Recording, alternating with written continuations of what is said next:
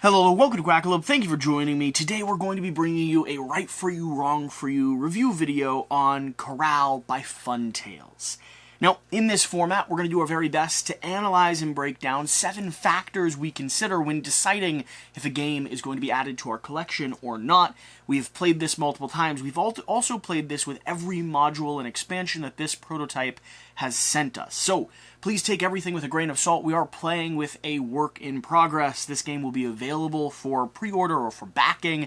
Link always in the top of the video description. But with that being said, we figured this would be an interesting one to dive into this right for you, wrong for you format. Because we have opinions, and they change based on some of the ways we approach this game, and we have some valuable insight information, so stay tuned, and let's go ahead and dig in. Before we dig in, what's the most important thing we do on this channel? Well, in this format, the most important thing we do is we establish an overview of what this game is. No flavor text? And then we go to flavor text. What? That is out of order. The 7 categories we're going to be analyzing for you are going to be an overview of the game and how it operates, a breakdown of the theme and whether or not it's integrated well into the game system, a discussion around the accessibility and how the game plays, a deep analysis of the gameplay, a overview of the modes of play. I repeated that one again. A deep dive into the innovation, whether or not it is innovative, and if so, how. If not, does it matter? And then finally, a discussion of the price. Which we actually, spoiler alert, we don't actually have information on the price because this is a Kickstarter prototype copy, and the price will be revealed, and there may be expansions, exclusives, extra stuff that we just don't know. I would highly recommend swinging over to Boardgame Co., who does a sort of Kickstarter breakdown every week, where he digs a lot more into the price point than we do. That being said, you want to do the overview of this? Sure. Alright, so this is like a typical Euro worker placement where you win by collecting the most points. The main way that you're going to get the most points is by building your pyramids X level tall. Additionally, there are going to be some in-game objectives and some end-game objectives that you can kind of score around. And you're also going to be trying to get the round to end and push endgame. Yeah. You'll push endgame and discard resources, which are going to be your cards, in order to score some extra in-game or mid-game points. But, like you said, the main objective is going to be constructing the cityscape and building out your pyramids. Let's go ahead and give a breakdown of what this board actually is, and we'll touch on expansions here briefly in just a moment. So the board is actually really cool. You are going to be going around the path in a circle, and you just keep going inside and deeper until you reach this big pyramid. This big pyramid doesn't start completely built. You are going to be building it level by level. And that is how you're going to be building all of your pyramids. You stop at each location and can take a different action, and those actions will help you to build your pyramids. You can gain camels to travel further spots. You can gain cement and brick to build your pyramids. You can put people down to help you get more cement and to cap off your pyramids and to reserve construction sites. And you can get cards. And cards are a really cool part of the game. They are both enabling you to drive endgame, because when you reach the end, you're going to have to discard a certain amount, like as many cards as you can of one type. You also cannot discard what another player has discarded. The cards also give you extra actions to do. So instead of only being able to take 2 cards at the card location, if you play a matching set of blue fish, you can take the action again and get a second card. So yes, you're giving in 2 cards, but you're also getting back some more options. You're going to find that gathering, using, and utilizing those cards is going to be a major way that you not only construct pyramids, but also progress and drive endgame or score some of those mid-game points. Now, the other interesting thing about this is going to be our little round tracker here, which slowly, through the roll of a dice, and the main player is going to move and progress forward. That's going to be kind of your barrier point, right? Always pressing endgame and pushing the next round so the game doesn't extend too long, because as you're moving on this track, you can actually go forward as far as your camels allow, but you can also go backwards as far as your camel will allow, as long as this person has not crossed that space yet. Or someone hasn't pushed the round to the end and gotten to the center. Once someone gets to the center, the round stops and you create the ceremony. Yeah, so that's an overview of this main game. The main idea around Caral is going to be progressing your workers around this rondelle-style track, moving to endgame and progressing through a series of rounds until a certain number of pyramids have been constructed.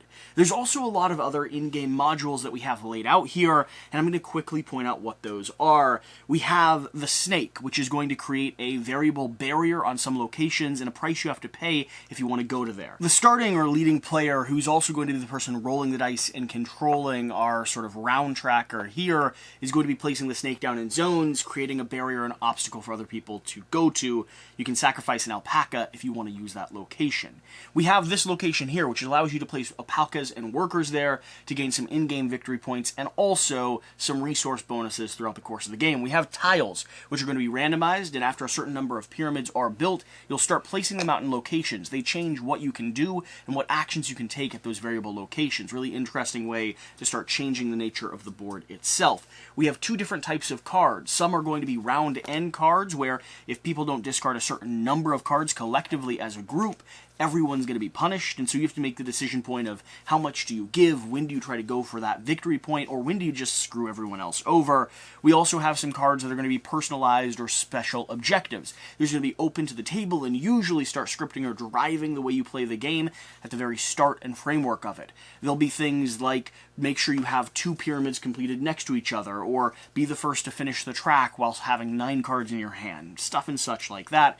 And then finally, we're going to have this track right here. This track is going to be end of round objectives. These are going to be things such as be the first person or the farthest person along in the track, and then the person who is the farthest back in the track is going to take lead or is going to take first player on the top of the next round, changing, of course, the nature of the snake and who's controlling the gray figure moving forward. I think that's all the general expansions we have on hand, and you can play with all of them included. You can also mix and match however you'd like. Like I said, I think we got about 7 in our prototype here, and so the modularity and the way that they're customizing this game is actually fairly massive. So that's going to be an overview of Caral. If you like a twist on your classic kind of worker placement rondelle style game, this is going to be a really interesting one. You're doing your very best to move and start adding layers and layers to pyramids, always establishing blocking routes and limiting how much your other opponents are able to function and move across the city.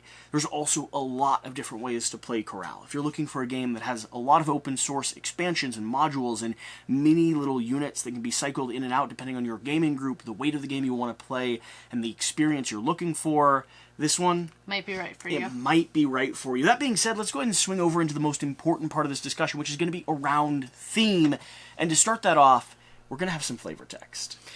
The city of Caral is located in Peru. Its ruins were discovered and excavated in 2000. It is the oldest known urban settlement in the Americas. Countless temples and sacred sites are located in a fertile valley that extends towards the sea. During the game, we find ourselves over 4,000 years in the past and build the pyramids of the Caral together. Very cool.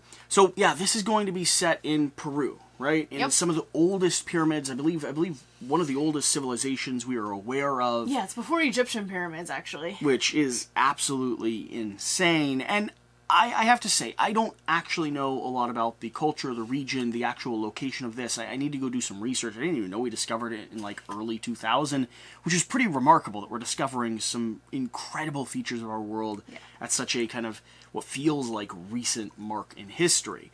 That being said, when it comes to theme being integrated into the game, I enjoyed the game. I like the tactical nature of the pyramids. I like building elements up. I don't know that the game directly feels like the theme. It's very much a Euro in the sense that it has strong mechanics and then a theme sort of placed or pasted over it. I felt like the theme was a little bit more important than kind of what you're saying. I feel like the alpacas make a difference. You can sacrifice an alpaca to the anaconda. You're building pyramids. You have to decide between building a 5-level pyramid and a 3-level pyramid in the time you're given. I don't know, the decision-making of trying to go for these... Yes, it is a Euro, but I do feel the theme and the board, the artwork, all the aesthetics really do match up. The artwork's lovely. The tactical nature of the game is really, really great. I love the table presence of it, and I like the rondelle system. I like the way you're operating and moving, but I have to say most of the compliments I have around this game are built around the gameplay mechanics of it, and less so around the theme. I didn't feel like I was in this location in Peru. I didn't feel like I was exploring temples or building pyramids or sacrificing llamas to the gods. There was just not enough flavor text for you. Not enough flavor text. But the artwork, the theme, the design of it, I found very, very nice. I found it very, very pleasant. Yeah. You'll have to judge for yourself if this is a game that interests you. This is not a story-driven RPG, an open-world adventure, and you don't feel like you're laboring over stones to start building up the most ancient pyramids in the world. That being said, in terms of theme integration into classical Euros, I think this does a very, very good job at staying true to the theme that it's established, doing its very best to integrate and celebrate sort of what it has here, while, as far as I can tell, being respectful of kind of the culture and the history that it's experimenting with.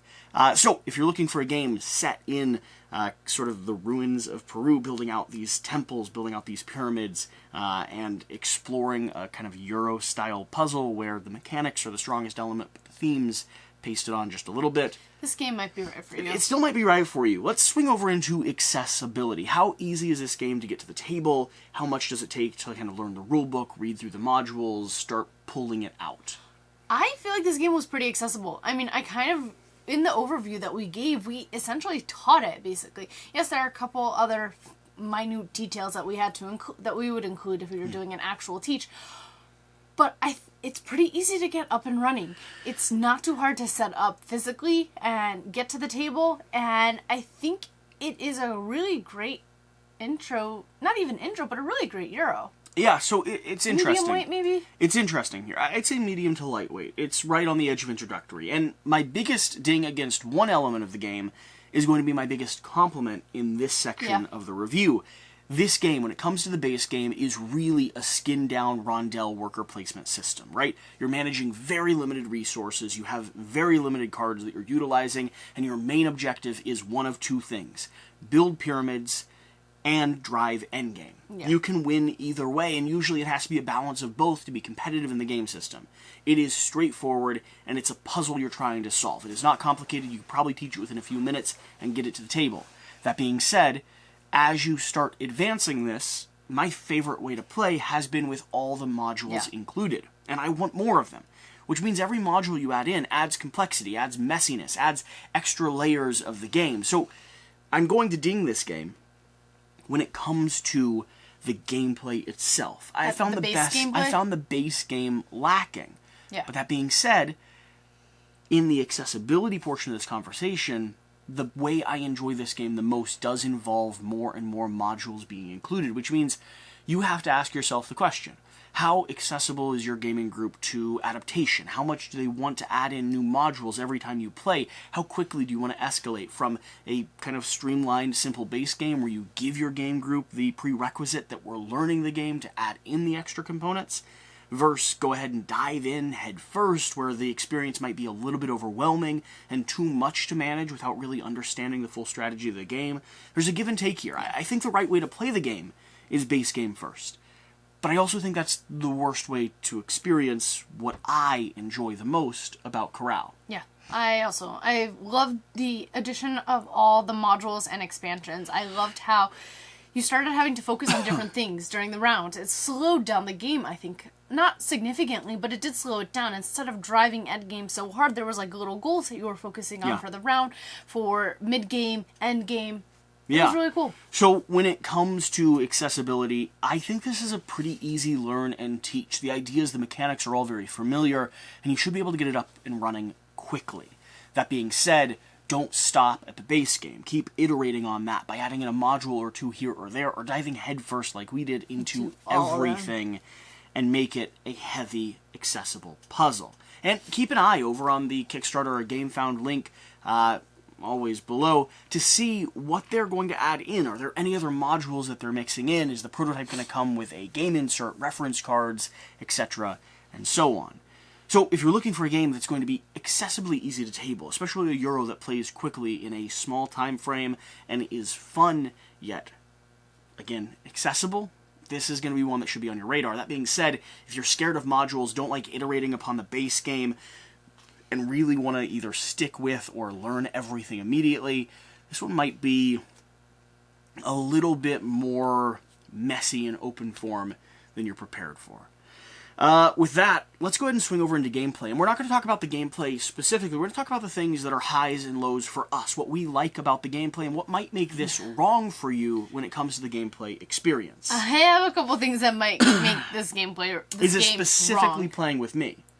It might be. Okay, great. Jesse likes to find ways to break the games, and in one of our first or second games, he just drove endgame so rapidly that I felt like I couldn't get anything done. I couldn't keep up. He would jump 8 spaces ahead, basically getting to the center and starting the ceremony within about 2 to 3 rounds. 2 to 3 turns. And I would get to collecting cards. Maybe I would get to maybe putting down a person. I could not get my engine up and running with that rapid pace. And because he was always start player, he always had the most turns. Yeah. So he was constantly getting ahead. The approach I took was heavily focused on skipping everything, going straight for cards, doubling or tripling down on cards so I had cards to discard and score as many points as possible, and then every now and then stopping at a pyramid to build and complete it, but only doing so once or twice throughout the whole course of the game. Now, I didn't win that game, but I was highly competitive. And that really speaks to kind of the base game without the modules, right? The idea there is either drive endgame or build pyramids and or do both. So you're faster paced at driving endgame than your opponents are ready for, and you're also scoring a ton of points off of those pyramids that you're constructing. When you're not expecting someone to be pushing endgame that quickly, if you have a player like that in your game group, this can be pretty frustrating to experience. That's a negative. The players are controlling and driving endgame. That means they can do so in a way that's super aggressive. Along with that, something that you should be aware of is the way you build your pyramids out in these different zones, and once you start adding in extra modules, like the snake, for instance, that's direct blocking, there is direct negative player interaction in this game. It doesn't necessarily have to be mean, but if you build in the right way, you can really screw some people over, and that can be a lot of fun. But as someone that just wants to watch an engine run and not have other players around the board interact with your engine, it can also be really frustrating. Yeah.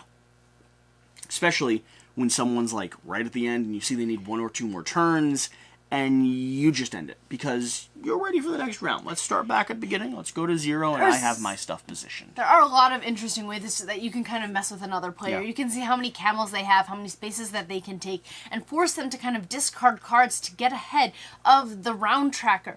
You can force them to skip over their pyramid. Yep. You can place the snake down on an area that they really need that round. There's actually quite a decent amount of player interaction here. Yeah, which is really fun. I'm going to swing over into one of my positives around the game, something that you should be aware of. I actually really like the rondelle system. I like the way you're driving and slowly adding and kind of confuddling up the board as you play. I like the round tracker moving and pressing you forward, and the decision space of how far do I skip ahead, planning to, and hopefully being able to double back once before I move again. There's a lot at give and take here, and the rondelle's quite lovely, especially once you start adding in the modules around tiles changing or getting additional llamas, and I really hope to see more of those type of tiles. I agree. I want more. One other ding against it, I found some of the places were just not visited as frequently as others. Most of the rounds, we always hit up the 2 card slots because cards are what you need for the ceremony. However, I believe in all the games that we have played, we have all centered our people in one location to collect the cement we need. If you have 4 people or even 3 people in one location... and your board's limited. It gets filled up very quickly, and so the give and take on where you go to cement is really just a question of how soon do you need to be there and when or where are you building in the city. I would agree with you. The locations that felt the least utilized would probably be cement and characters, whereas llamas and cards have been very valuable to us as we've played. I disagree about the characters. You need the characters to both cap off your pyramids, reserve a slot, and put in the cement. I feel like llamas and the cement were... You just like llamas. I do. You like I like the llamas quite a bit. He goes straight for the 8 alpaca slide every time. Some of these modules, for instance, gain a worker and gain a card, are going to start changing that conversation quite a bit. And so I do like it with the modules. As far as the gameplay... When it comes to the base game, that's the main system. These cards feel fun, the rondelle's really nice, but let's talk about the modules. Some of them are great, some of them I would like to see a little bit different. For instance, the in-game victory condition or victory cards, right? In-game objectives where one person, the first person to complete them, wins them. I really like these. They change the nature of the game. They make you go after something. That being said, some of them do feel convenient to score. I would actually like these to start coming out a little bit slower. This is a suggestion that Alex from Board Game Co. had. I don't know if he mentioned it in his coverage as well, but his thought process was, instead of having 4 at the very beginning of the game, or 5 at the very beginning of the game, let's bring those out every top of the round. Let's add them to this track over here, and maybe 2 flip on round 3, and 2 more flip on round 6. And what you're doing then is you're opening up new ways to score, and making people adapt to the new environment instead of going heavy on one strategy right from the beginning. We found that when we did play with this module, everyone went after them. Everyone went after them within the first round because there were 3 that really kind of sequenced well with each other. Yep. The other 2 kind of had to be triggered mid-game, like one was building 2 pyramids next to each other. Yeah. You have to get your system up and running to get that. But the first one, you went like lickety-split for it and got all 3 of them. Yeah. So the way some of them sequence with each other is almost too good, and that you can get a lot of points and pull ahead really quickly. I would just like to see them start coming out a little bit slower and always being a factor that iterates on the game. I really, really want this game to continue iterating on itself. One thing you guys pointed out, once one person starts leaping ahead on this track, it is hard for another person to catch up. And the goal with staying ahead is actually to maintain this 4-point bonus at the end of the game. This track was probably one of the least interesting to me. The reward just isn't great enough. And so the give and take, sacrificing your llamas and your workers to go to that spot. I wanted the point reward to be a little bit higher. I wanted this to be an alternative way to break and beat and win the game. And it didn't achieve that for me. Didn't quite do that. I do like we were talking about these tiles. I like the tiles quite a lot. I want to maybe like start out with 2 in the beginning of the game and then have 3 come out. There's a lot of options for them. These were also really interesting. Little round goals. And kind of I found we paid attention to these probably more than almost any other module throughout the course of the game. Always planning, engaging, where and when can I score victory points based off of what I've built, how I've strategized, how many llamas I have. Will I be able to sacrifice victory points to be the first player next round, which is also a really big decision space. I would add these into the game pretty early on into my experience with it. And then the final module... Nope. 2 more modules. Oh. The snake. The snake is going to create a blocking. It has good moments throughout the course of the game, but the price you pay at the cost of an entire llama to go to the location meant that no one in our gameplay experience so far has sacrificed to go to the snake. Especially because, some of these cards make you sacrifice llamas. So we were being very careful with the llamas, and this is the last expansion to talk about, and it kind of has a goal or an objective. It's the cooperative approach. You need to discard a certain number of cards at the end of the round, or else everyone suffers a consequence. And the consequences... Sometimes it wasn't everyone. Sometimes it was the people who discarded the least amount of cards. But the consequences were significant. Like losing a llama, losing a person, losing cards, more llamas. Losing a brick wasn't as bad. Yeah, I would like to have these be a bit more punitive. And punitive in a different way. I want the cooperative nature of the game to really come out when you're playing with those cards. Because for me, everyone was just kind of like, oh, okay, I'm going to lose that at the end of the round. Yeah. Instead of, which stinks, right? Instead of being like, no, guys, like, how many do I need to discard so that we don't all lose, like, 5 points And or it's something? interesting, maybe there can be some negotiation in the game. With the player who's pushing endgame, you could kind of say, hey, you're going to lose this resource at the end if you don't allow me to stop off and get some cards, because I won't have enough cards to discard. Something like that, like a trade negotiation almost. Yeah. I'm not entirely sure, but overall I really like the modules, and I like them mixed in. Probably my favorite module, personally, is going to be... It's a hard split between end-of-round conditions and tile conditions. I think the tile conditions are the most important for the experience of the game. I think the end-of-round conditions really feed into the strategy and differentiate the way that you're scoring victory points. I really like this one. I just want it to matter more. Yeah. And I think if it was more significant and made... just change the game enough, Sure. I think this would probably be my favorite. I like how you can be completely focused on something else, maybe build 1 or 2 pyramids, but still be active and competitive. I did try to go for it, and I just couldn't keep up. Yeah, so if you're looking for a game that, well, does a few things really great when it comes to player interaction, your ability to, like, screw other people over, or maybe you don't want a game that allows you to mess with other people's engines. Along with that, if you like different modules and variable ways to play, you want to mix them all in together, or if you swing over to the page and find that they're adding and highlighting and really emphasizing kind of a growth to these expansions. There's a lot of promise in this game. If everything you've heard so far hasn't scared you away and sounds reasonably interesting to you, this game is probably right for you. it certainly might be. Next, let's talk about modes of play. And this is interesting because we've already gone over the expansions, and I would consider each one of these variable ways to play. Okay. Although, again, I encourage everyone to kind of mix in the whole lot of them very quickly on and find the ones you like, don't like, how you want to iterate and start changing things up, and how the puzzle changes when you do. That being said, I don't know if there's a solo mode. I haven't heard if they have come out with a solo mode yet. Player count-wise, though, between 2, 3, and 4 players, I kind of feel that 3 is the sweet spot. I think 4 becomes too chaotic and messy, and 2 is just not enough going around and interaction. Yep. I would highly recommend this at 3. 2 players is really a little bit more of a standoffish Euro puzzle. 4 players, I would agree. I think there's maybe a little bit too much happening on the board. It can be more crowded. It can be a little bit more take that.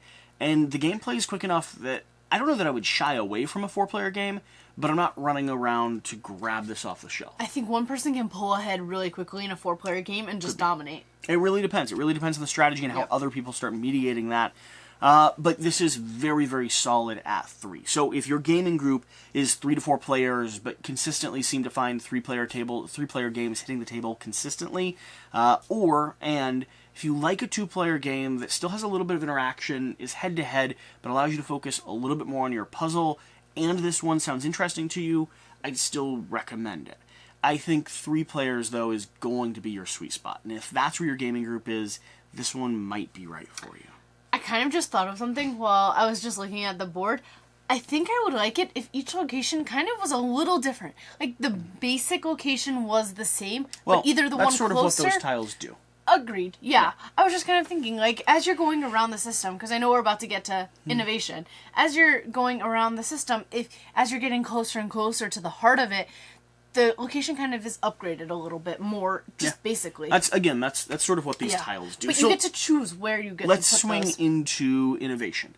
Innovation is going to be one of the harder conversations here because we don't have as much context as all of you watching do, right? We only have the context of what we've played, what we've experienced, and where this falls in that timeline is a big kind of question mark. So leave a comment down below if you think this is innovative, if you think other games are comparable to it, and if there's other things that you think arguably might do this worse or better in your lineup. That being said, for me, I don't know. Oh, and the core premise of the question is this innovative?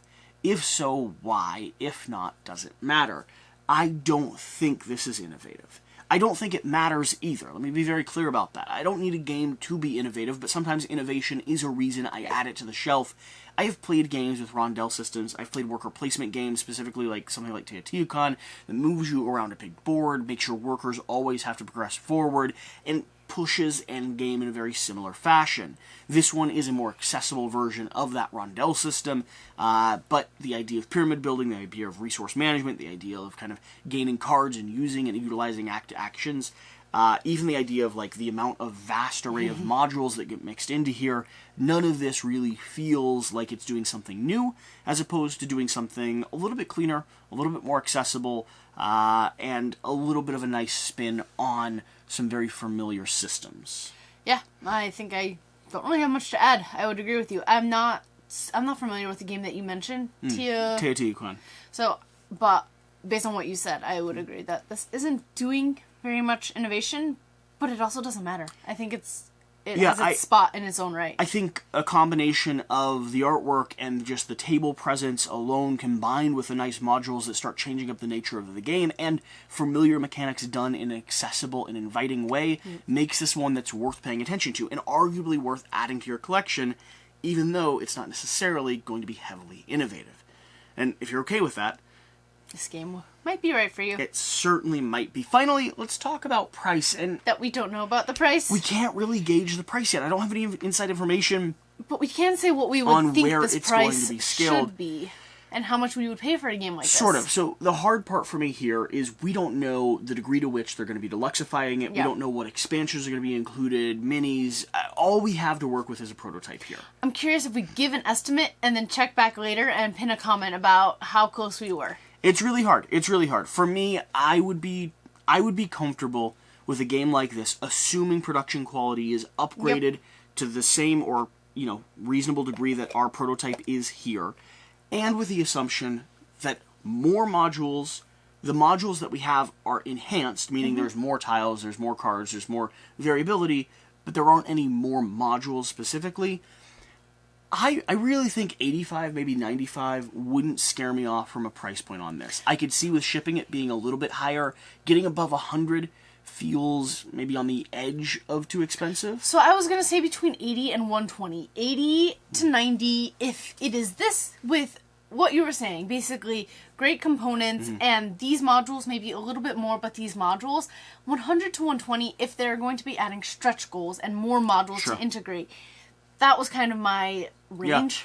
Yeah. I think if this is in the like 60 ballpark before shipping, I think and you're still watching here, I don't think there's any reason to discourage you from picking it up. I think it's going to be a good buy and you're really going to enjoy it. If we're getting up a little bit higher, I would really look into what type of expansions are going to be there. I would look into what their production is going to be like when it comes to the actual like produced models and minis. Are these going to be custom? Right now we have 3D printed. Are they going to be classic worker meeples? Is everyone going to be unique or custom? What they're putting into this. But as far as the prototype here, it's really nice quality. It's good value. I know the company puts out good quality games that are produced very well. And so, yeah, I wouldn't be scared off. I wouldn't be scared off by any price tag that's reaching up close to that 100 area. If it's lower, I would be excited. I would feel like I'd feel very confident in supporting and backing this. So, with that being said, this is our Right For You, Wrong For You series. By the way, if you're here watching and you're asking yourself the question, you can always check the link, or you always check the description of our videos to see if our videos on Kickstarters, on review copies, on any game like this are sponsored. If they're not sponsored, if the publisher sends us the game, this video and our entire Right For You, Wrong For You series will never be a sponsored series, period. Dot the I, cross the T, whatever you want, right? So this is not a sponsored video. We got a chance to play this, prototype it, demo it, and we thought it would be a good one to break down in a Right For You, Wrong For You overview. So hopefully you enjoyed this. If you have, hit that subscribe button down below. But whatever you do, whatever the case, whatever you do, remember to do the important thing. Get out and play some games. See you next time. Thank you.